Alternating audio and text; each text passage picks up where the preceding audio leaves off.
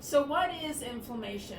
Inflammation is a normal response that the body stages to a variety of different assaults, shall we call them, injury, things that you eat, bacteria, viruses. Our body stages an immune response, and inflammation is part of that immune response. So short-term, inflammation is a good thing when the body needs to respond to some sort of threat, let's call it.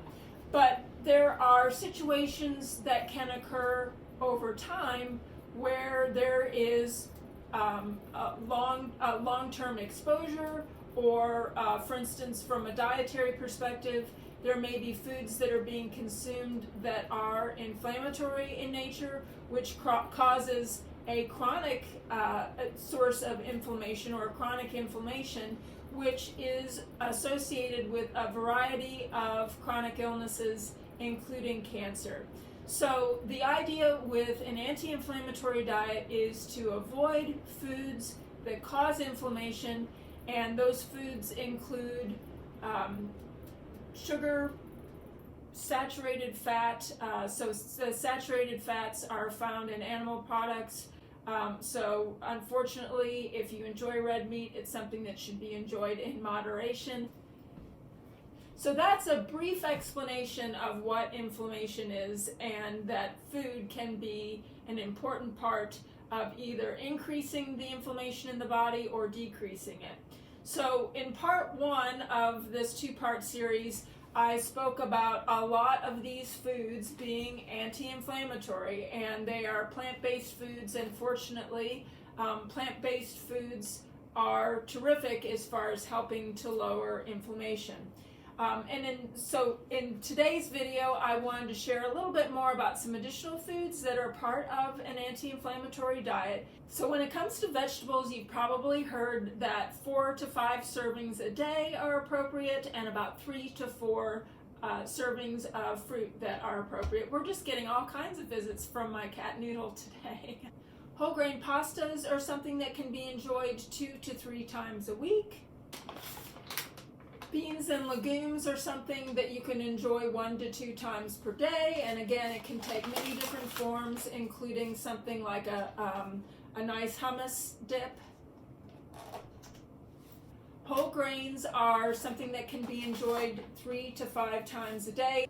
Small amounts of healthy fats can be incorporated throughout the day, about 5 to 7 times. So things like walnuts or olive oil. The walnuts have the terrific omega-3 fats in them.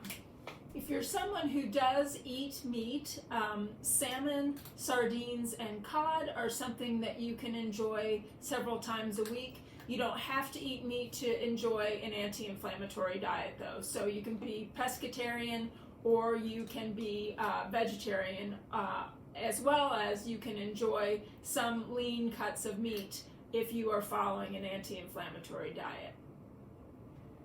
These are shiitake mushrooms, and they are something that you can enjoy as much as you like. So if you're having a veggie pizza or making some soup or a salad, mushrooms are something that you can enjoy in unlimited quantities.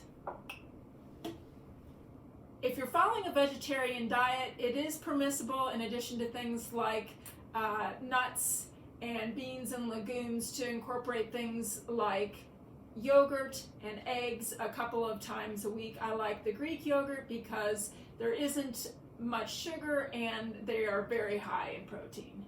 And it is important to study the eggs that you're getting based on how they feed the chickens.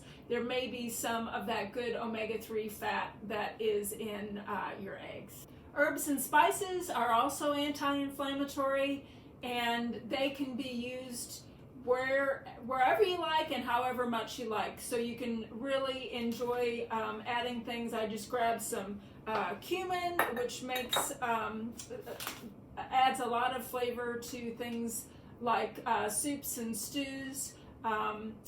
Turmeric is, you've probably heard of the many beneficial properties that it has, and I also grabbed my oregano. Just 3 examples, but again, spices are something that you can use and that provide a lot of flavor. There are some models when you look at anti-inflammatory diets that include red wine.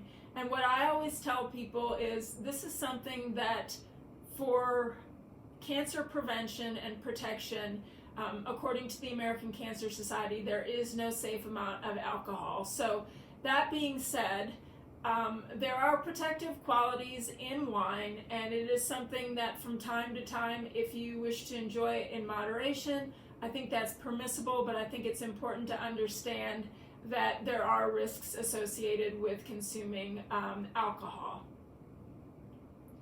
The last thing that I'll mention that you can enjoy sparingly is dark chocolate. And in order for dark chocolate to qualify as being a healthy therapeutic addition to your diet, you will want it to be 70% cacao or more. And you can find baking chocolate that is. There are chocolate bars. I love the Theo brand, but there are many different brands out there that make 70% or greater cacao. So you can enjoy chocolate in moderation. I usually have about a square a day like this, so I enjoy chocolate every day as a part of an anti-inflammatory diet. So that's probably a good place to wrap it up for now. As a reminder, these videos are not intended to take the place of one-on-one individualized care. I urge you to reach out to your care team to make sure that an anti-inflammatory diet is appropriate for you. If you're interested in learning more about working with me one-on-one, you can visit my website at healingfoodforcancer.com. Thanks so much for watching. If this video was helpful, please subscribe, and I will look forward to seeing you in future videos where we look at making delicious recipes with these wonderful cancer protective foods.